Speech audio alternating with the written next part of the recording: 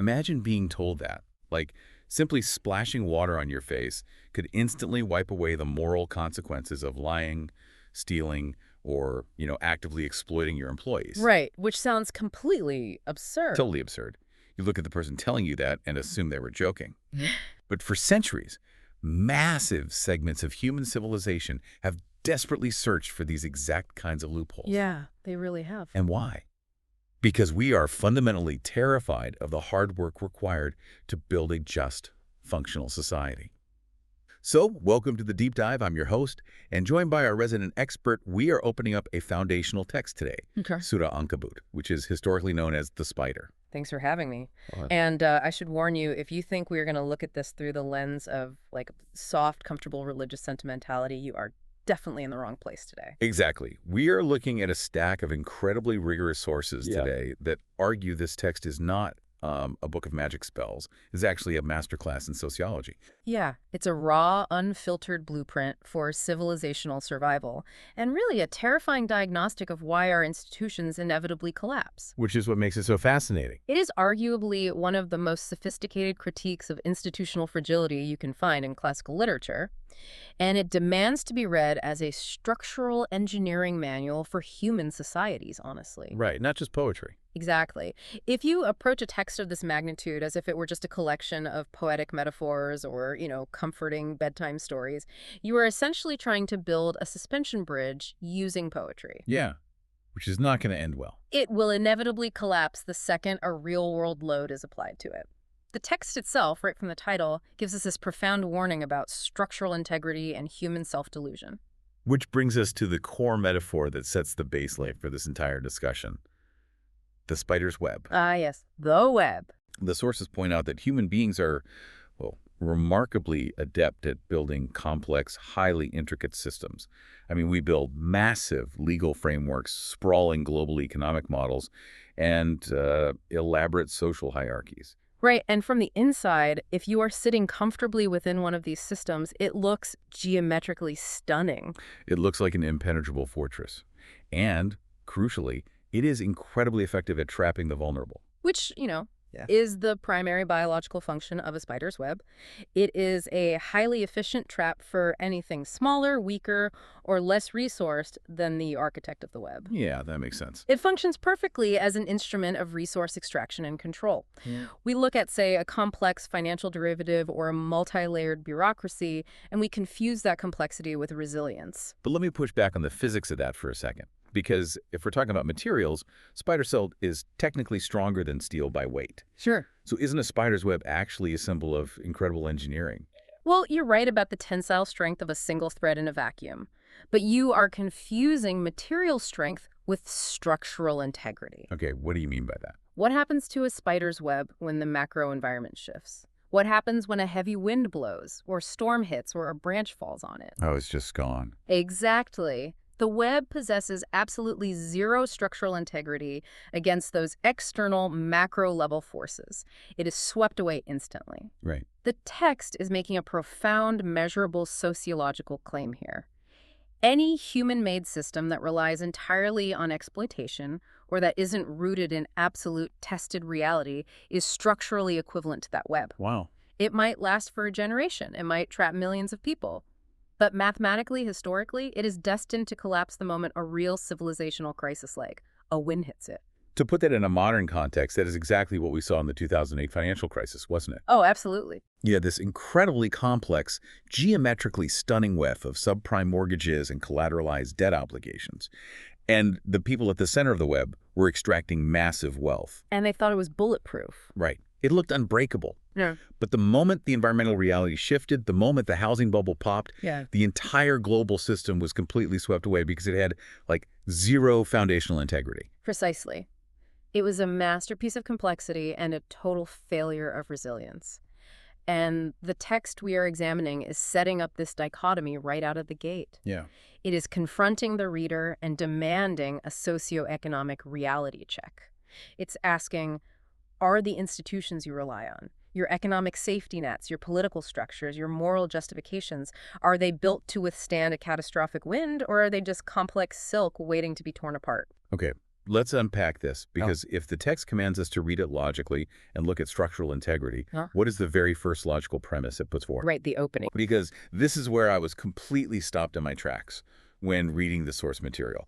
The very first verse of Surah Al-Ankabut doesn't start with a rule. It doesn't start with a statement of fact. No, it doesn't. It consists entirely of 3 disjointed Arabic letters, Alif-Lam-Mim.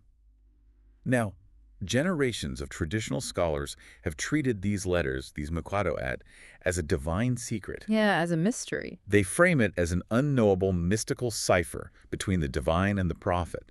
So are we really sitting here saying that centuries of traditional interpretation completely missed the point? I mean, isn't it incredibly arrogant to look at this ancient text and say it's just a structural header, like an email subject line? It isn't arrogant, honestly. It is an absolute necessity if you are actually listening to the internal logic of the document. Treating Alif-Lam-Mim as a mystical secret code is a fundamentally superstitious move. Yeah, and it actively undermines the entire objective of the text. Think about it in terms of information theory. If you are looking at a complex piece of computer code or a highly structured data packet, it always begins with a header. Okay. That header doesn't contain the core narrative data, but it dictates how the following data must be processed. So it's like a reading protocol. Exactly. It is a functional signal flag. The text is taking the most basic ordinary elements of the language, the letters of the alphabet, Alif, Lam, Mim, and placing them at the very front to announce something crucial. Which is? Attention. What follows is not poetry. It is not myth. It is a highly structured, rational argument about a massive, robust system. Attend to it. Wow. It asserts that the message is composed of ordinary, available elements arranged into something structurally flawless. It's a claim about information and structure, not an invocation of magic. Let me make sure I'm wrapping my head around this. If I see a red flashing light on a piece of heavy machinery, I don't, drop to my knees and worship the light as an unknowable mystery. Right, exactly. I recognize that the light is a functional signal telling you to pay attention to the state of the machine. Precisely. Yeah. The rational stance refuses to convert, I don't immediately know the explicit translation of this word, into this word is supernatural magic. Right. The honest, disciplined position toward these letters is what we in sociology might call calibrated uncertainty. You note the marker, you acknowledge its function as an attention signal, Okay. and you immediately proceed to the rigorous argument it introduces.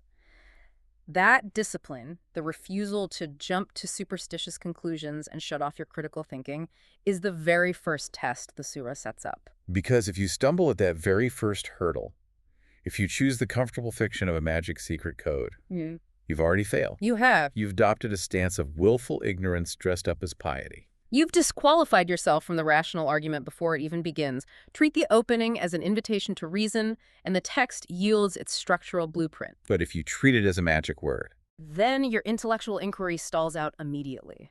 The text is actively sorting its audience. It rewards the analyst and stalls the mystifier. all right, so let's say we pass that first test. We recognize the signal, we are in an analytical mindset, and we move to the very next verse, Ayat 2. Yes. And this hits like an absolute freight train. It asks, do people think they'll be left alone because they say we believe and not be tested? That completely exposes human nature. What's fascinating here is that it is the central psychological dilemma of civilizational endurance. It really is. Why do we constantly default to this idea of cheap grace? We always want the ultimate reward without doing a shred of the work. Always. I was thinking about how this maps to modern behavior, and the most visceral example I could think of is modern corporate lip service, or even just personal fitness. Oh, personal fitness is a great analogy. Right. It's exactly like someone signing a highly expensive contract at an elite state-of-the-art gym. They get the membership card, they put the sticker on their car, they buy all the expensive athletic wear. The whole outfit. Yeah. And they tell everyone they know that they are part of this fitness community. They verbally declare, I am a member. And then they go home, sit on the couch, eat junk food for 6 months, and are genuinely furious when they don't wake up with a six-pack. They're shocked. They genuinely believed that having their name in a database was the mechanism of physical transformation. It sounds completely delusional when you frame it around physical fitness, but sociologically, that is exactly how populations interact with massive ideological, social, or religious systems. Right. They assume the verbal contract is the mechanism of transformation. They assume that signing the pledge or repeating the creed fundamentally alters their reality. I said the words I believe, therefore I am guaranteed ultimate success and security. Right. But the source text we are analyzing introduces a concept here that shatters that delusion. It does. It brings up mukafati amal. Break that down for us, because the sources lean really heavily on this Arabic term. Right. So mukafat amal translates essentially to the law of requital, or the absolute law of consequence. It is the sociological equivalent of Newton's third law of motion. Every action has an equal and opposite reaction. Exactly. In a robust system, a resilient infrastructure, not a fragile spider's web alignment, is not achieved through an outward verbal declaration. It requires a fundamental internal and behavioral transformation. A real shift. The sources describe it as requiring an inner urge that drives measurable, real-world action. So the universe or the system literally does not register the verbal declaration without the structural shift. It is completely agnostic to your words. Gravity does not care if you hold a press conference declaring your deep, unwavering belief in the principles of aerodynamics. Nope. If you step off a cliff without a parachute, the law of consequence takes over. Mukafat amal dictates that if you verbally accept a system and expect its ultimate reward, which the text terms jhana. Meaning systemic stability, ultimate success, security. Right. Yes. If you expect that without undergoing the rigorous, agonizing effort required to actually build that stability, you will fail. The law of consequence cannot be bypassed by administrative paperwork or verbal oaths.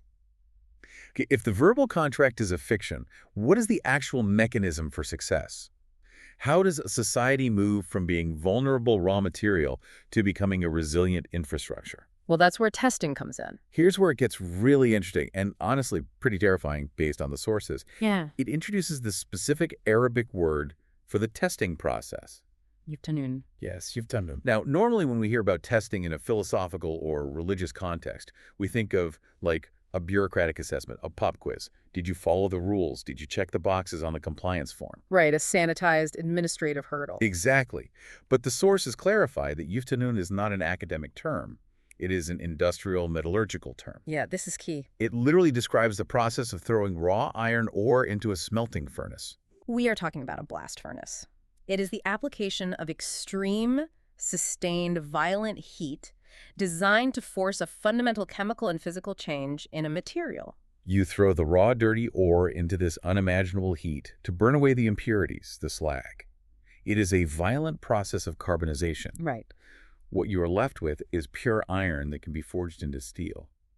It is about applying maximum stress to material to change its state of being. Exactly. So mapping this back onto structural engineering and sociology, to build a civilization that won't blow away when the wind hits, the individuals within that civilization cannot remain raw, unrefined ore. They have to be forged. They do. But what does that actually mean? What is a modern furnace? Because obviously we aren't talking about literal fire here. No, we're not. The sources identify very specific, highly destructive socio-economic realities that individuals and movements must survive if they want to establish a robust system. Okay. The first and perhaps most brutal furnace is the collision with vested interests. Unpack that. What does that collision look like mechanically? If you are trying to establish a system based on equity, reason, and absolute justice, you are immediately going to threaten the people who currently benefit from the fragility of the spider's web. Oh, the elites. The elites, the monopolists, the people who have rigged the economy in their favor.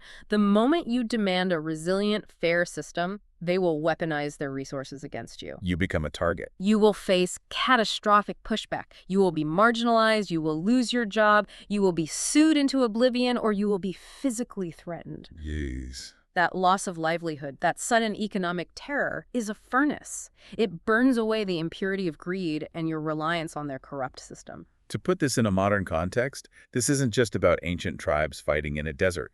This is exactly like a corporate whistleblower. No, perfect example. Imagine an executive who realizes their company is poisoning a local water supply. They know that if they speak up, if they demand accountability, they will instantly lose their seven-figure salary, their pension, their industry connections, and likely face years of crushing litigation. Their whole life is upended. The psychological terror of knowing you are about to pull the pin on your own comfortable life, that is the modern furnace. That is a perfect parallel, and that alone is enough to make 99% of people stay quiet and remain part of the web. Yeah, definitely. But the text outlines even more intense furnaces. The sources talk about the deliberate, conscious relinquishing of wealth. Wait, like paying taxes to a new system? Hmm. Or being extorted by leaders? Neither. It's crucial to differentiate this from extortion. It is not about having your money taken by religious charlatans or political tyrants who demand a toll for your salvation. Okay, good to clarify. It is the conscious, strategic reallocation of your own resources to build the new system. It means voluntarily reducing your own comfort, draining your own excess capital to ensure the survival of the collective framework you believe in. Wow. It is the absolute death of ego and infinite accumulation. That is the ultimate stress test for a modern capitalist mindset. You have to actively choose to make yourself poorer for the sake of the infrastructure. And then there's the social furnace, which the sources highlight as perhaps the most psychologically devastating. Yes, the severing of ties. The text states that you must be prepared to sever relationships with the companions of the world to align solely with the ultimate truth of the system. That's harsh. Let's look at the mechanics of that.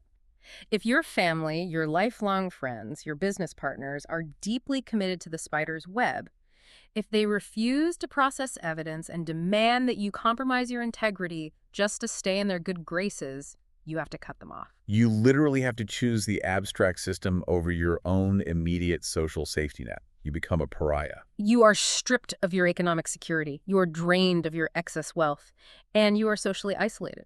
That is the smelting process of Yuftanun. Incredible. You go into that blast furnace as a person wholly dependent on the approval and structures of a fragile world. And if you somehow survive the heat without abandoning your principles, you come out as an unbreakable component. You become the steel required to hold up a new civilization. I'm just putting myself in the shoes of someone hearing this proposition, and honestly, it sounds incredibly isolating. It sounds brutal. It is. Honestly, it sounds like a process designed to break human beings, not just test them. Yeah. I mean, has anyone actually survived this furnace in human history? It's a fair question. Because if the entry fee to this system is giving up my job, my savings, and my friends, I want to know there's a verified historical precedent. Well, the text anticipates that exact skepticism. It doesn't leave this as an abstract metallurgical metaphor. It immediately anchors the claim in historical reality. Okay. It points to previous nations, previous generations, who attempted to establish this exact system of absolute justice and reason. And what happened to them? Did they just face like a few angry op-eds and some political opposition? Far from it. The source introduces another incredibly violent structural term here, zulzulu. It translates to being shaken. Shaken. But not in the sense of being slightly rattled or nervous. It means to be subjected to a catastrophic tectonic earthquake. These historical groups didn't just face administrative resistance, they were met with fierce wars, societal upheaval, and massive coordinated violence from the vested interests they threatened. They experienced socio-economic earthquakes designed to completely level their foundations. And the text doesn't sugarcoat how terrifying that was. It explicitly notes that this shaking, this zulzulu, was so violent, the pressure was so immense, that even the messengers, the leaders, the architects of these movements, along with their most dedicated, hardened followers, reached a breaking point. Yes. They literally cried out, "When is the help of God coming?" Now let's analyze that cry. Does that mean the furnace broke them? Did they lose faith in the system they were building? This raises an important question because from a traditionalist perspective, some might frame that as a moment of spiritual weakness. Sure. But from a systems engineering perspective, absolutely not. We have to analyze this sociologically. They weren't doubting if the help, the systemic reinforcement, the ultimate victory of their methodology would come. Right, it wasn't that. They had absolute calibrated certainty in the mechanism of cause and effect.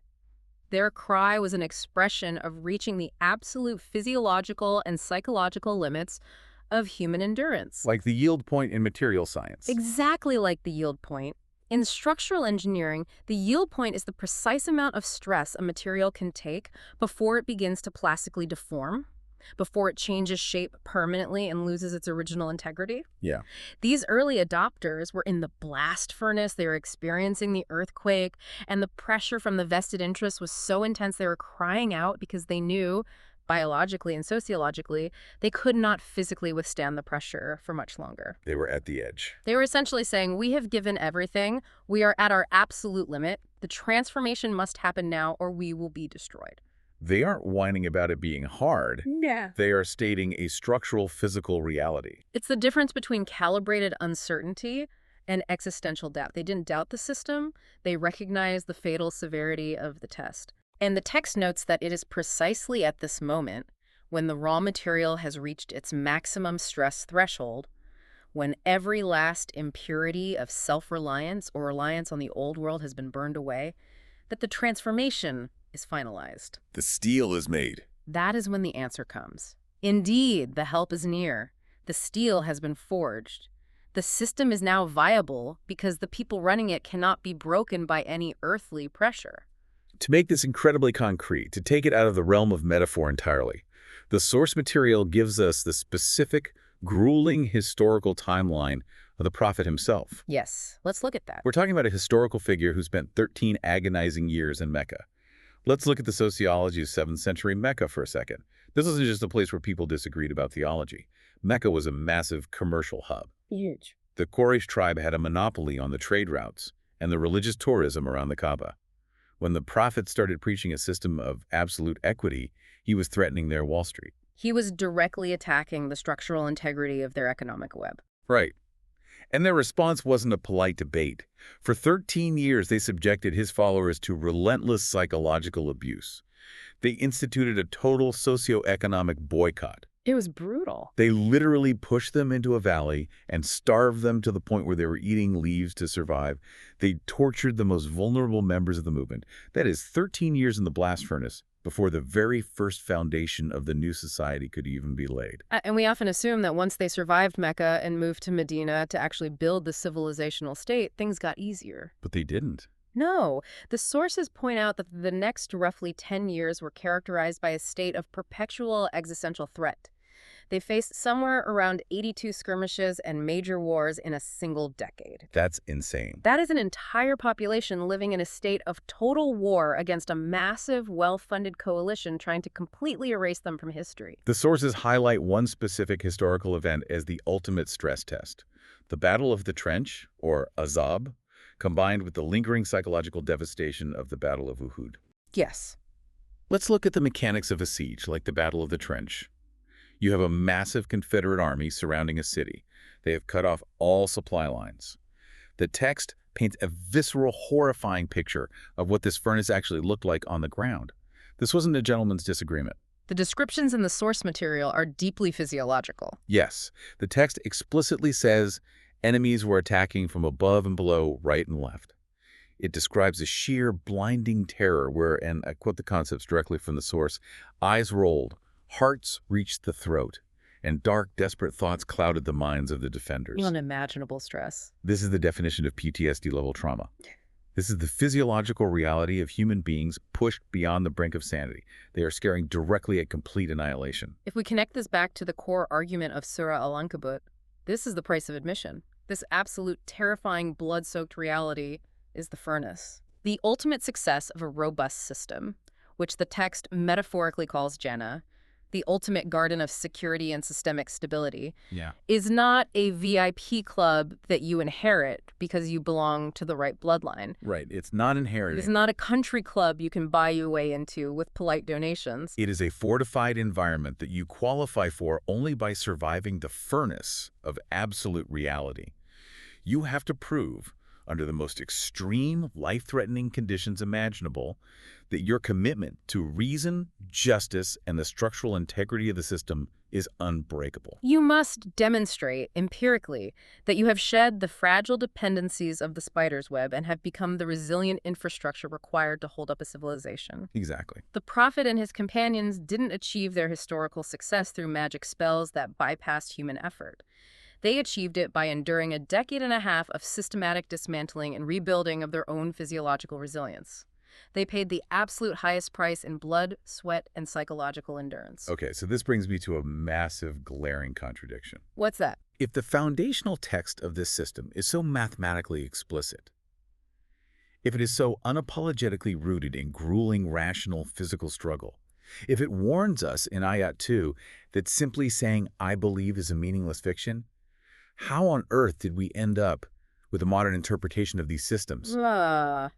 Because if you look at how this religion, or frankly almost any massive historical ideology, is practiced centuries later, It has devolved into a culture completely obsessed with magical shortcuts. We've gone from surviving the blast furnace to pulling up to a spiritual drive-through window. How does a society undergo that level of institutional decay? It is actually incredibly predictable when you look at how human societies function over long timelines. The devolution into superstitious shortcuts is a natural sociological phenomenon. Really? Yeah. When a civilization loses its engine of reason, when it forgets how to process structural signals like Alif-Lam-Mim and starts treating its founding documents as books of magic, it inevitably panics. Why they panic? People realize that the furnace is terrifying. They desperately want the immense rewards of the robust system. They want the security, the peace, the jhana, but they have absolutely zero desire to go through the smelting process. So they invent workarounds. They try to hack the law of consequence. Yeah. And the sources we are looking at are absolutely merciless in exposing these hacks. They really are. I was reading the list of invented shortcuts cited in the source material drawing from later traditions like Abu Dawud, Muslim, and Tabarani, and the sheer absurdity of them is staggering. Let's break down the psychology behind these shortcuts, because they perfectly illustrate the decay of reason. Please do. The contrast between the historical furnace and these later inventions is devastating. All right, shortcut number 1, the handshake. According to these later traditions, if two believers simply meet and shake hands, their sins are completely forgiven before their hands even separate. Wow. Think about that mechanism. Think about that compared to 13 years of starvation and torture in Mecca. It completely reduces the profound concept of civilizational accountability to a polite, momentary social greeting. It suggests that the universe doesn't care about the damage you've done to society as long as you observe a micro-ritual of politeness. Shortcut number 2, the magical water drops. Yeah. There is a tradition claiming that when you perform wudu, the ritual washing before prayer, the physical water literally washes away your moral failings. Physically washes them away. It explicitly says your sins drip off with the very last drop of water from your face and hands. Yeah. Your massive systemic moral failures are wiped clean by basic hygiene. Which is a complete, total rejection of the law of requital, the mukafa amal. Let's think about the cognitive dissonance here.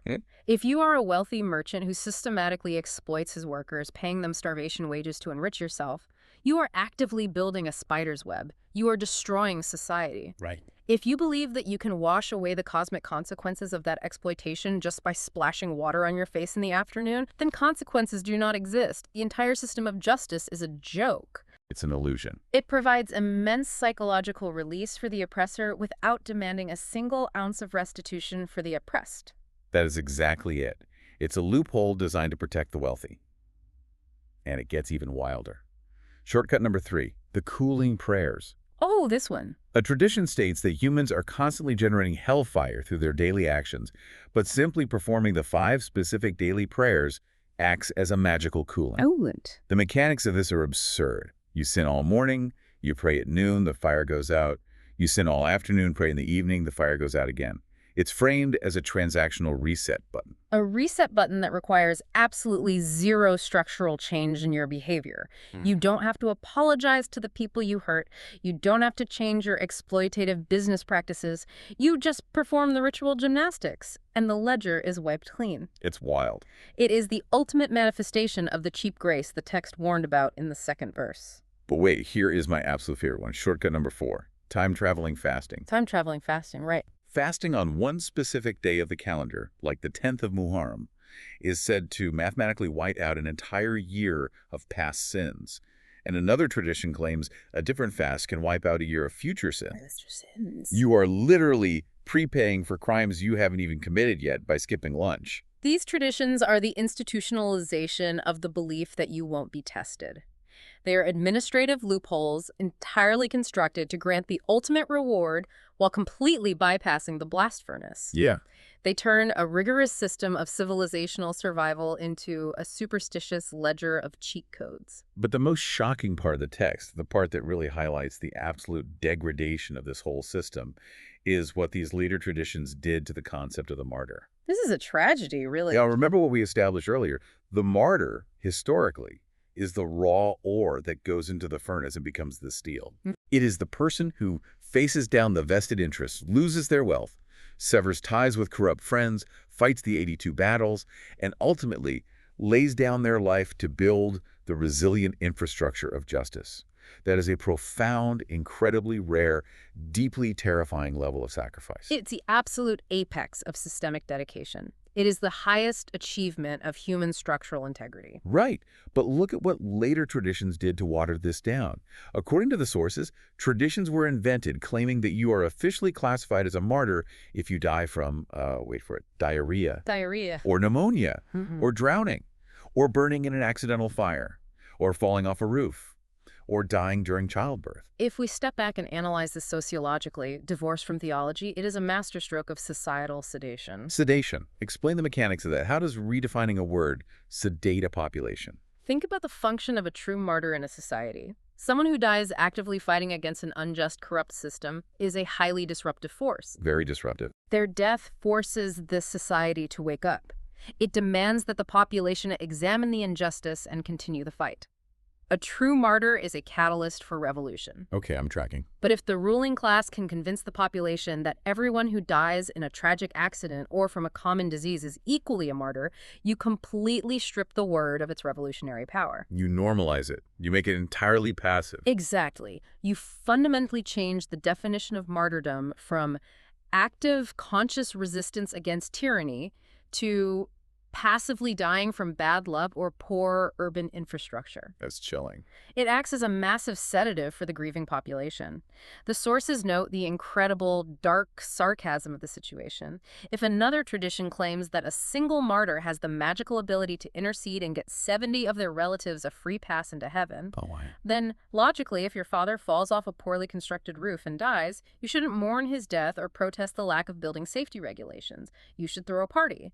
His clumsiness just secured eternal salvation for your entire extended family. It turns a profound, agonizing struggle for civilizational survival into a bizarre lottery system. You hit the cosmic jackpot because your uncle forgot how to swim. And that is the ultimate, final victory of the spider's web.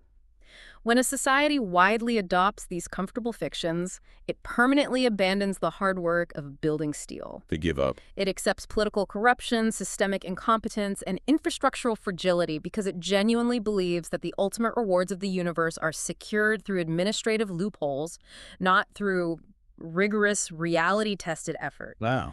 They have taken the engineering blueprints for survival, thrown them in the trash, and replaced them with a book of fairy tales. It's devastating when you look at the mechanics of it. Yeah. Because it means the foundational system didn't fail on its own merits. It was deliberately bypassed by people who couldn't handle the heat of reality. Exactly. Which perfectly sets up the final crushing contrast the source material gives us. To drive the final nail into the coffin of this cheap salvation mindset, the text brings up a historical anecdote about Hazrat Umar. One of the central foundational architects of the early civilizational state following the death of the prophet. Exactly.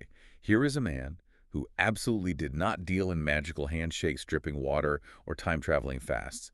He actually built and managed a massive, robust geopolitical system. He built a real infrastructure. He ran an empire that spanned diverse populations and geographies. And the anecdote the source provides is so incredibly simple, yet so unimaginably heavy. It tells us that Umar, at the absolute height of his imperial power, picks up a small, dry piece of straw from the ground. Just a piece of straw. He looks at it, and he genuinely, deeply laments, wishing he had been born as that inanimate piece of dead vegetation instead of a human being. Now, you have to ask why. Why would one of the most powerful, resourced men in the known world wish to be a piece of dead grass? Because of the terrifying, crushing weight of structural accountability. Umar deeply understood the law of requital. He understood the furnace. You knew the state. He knew, mechanically, that if even one single oppressed person living under his vast system, whether they were sitting next to him in Medina or thousands of miles away on the edge of the empire, if one person cried out for justice and was ignored due to systemic negligence, Umar himself would be held entirely personally responsible by the laws of absolute consequence. Absolutely. There was no loophole he could exploit. No amount of voodoo was going to wash away the sin of a collapsed bridge or a starving citizen. That is the ultimate contrast the text is driving us toward. Contrast Umar's profound, almost paralyzing sense of rational accountability with the mindset of the people inventing those shortcuts centuries later. It's night and day. The people who say fast for one day to erase a year of sins operate exactly like a modern political commission of inquiry. Oh, that's a fascinating comparison. How so? Well, when a modern suspension bridge collapses or a complex financial system implodes and ruins millions of working-class lives, what is the immediate response of the system? Right. We form a commission of inquiry. Right, a committee. The leaders put on suits, they issue somber statements to the press, they shake hands, they shuffle papers, they go through elaborate bureaucratic rituals of investigation, and ultimately, no one at the top is held fundamentally responsible. Business as usual. The sins of the system are washed away by administrative theater. A fine is paid, and everyone moves on. That is the definition of building a spider's web. You create the elaborate illusion of addressing a massive structural failure without ever actually facing the heat of accountability. Wow, yeah. Umar, on the other hand, was terrified of the furnace of absolute justice. He knew that reality does not accept administrative theater. You cannot lie to the laws of physics, and you cannot trick the absolute moral law of cause and effect with a polite handshake. No, you can't. He was terrified of that consequence, and because he was terrified, he built steel. He built a system that functioned relentlessly because he knew the consequences of failure were absolute and inescapable. That brings everything we've talked about today full circle.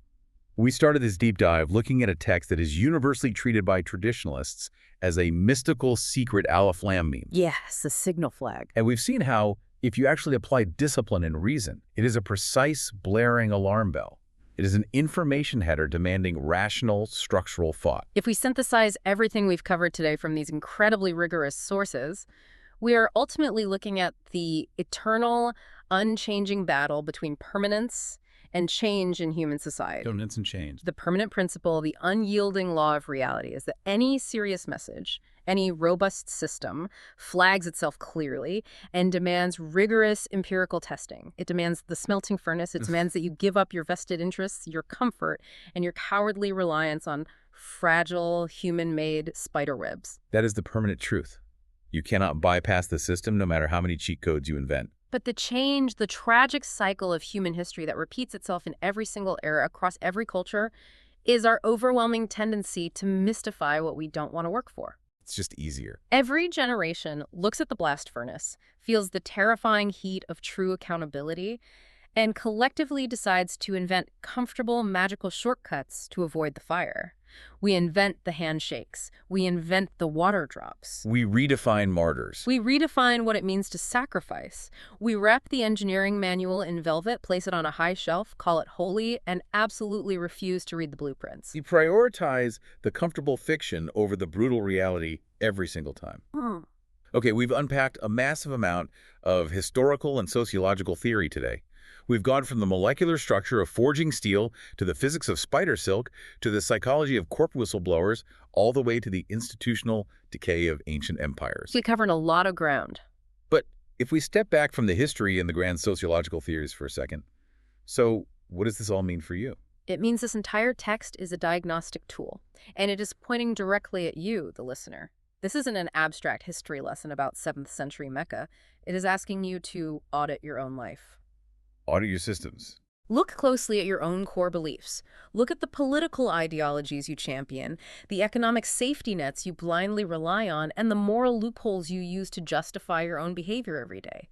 Look at the systems you have built your entire identity around. If those systems were thrown into the absolute, violent smelting furnace of reality today, if they were subjected to the zilzilu, the structural earthquake, The ultimate test. if all the comfortable rituals, the societal approval, and the magical shortcuts you use to justify them were completely stripped away, would your beliefs and your institutions emerge from that fire as unbreakable, forged steel?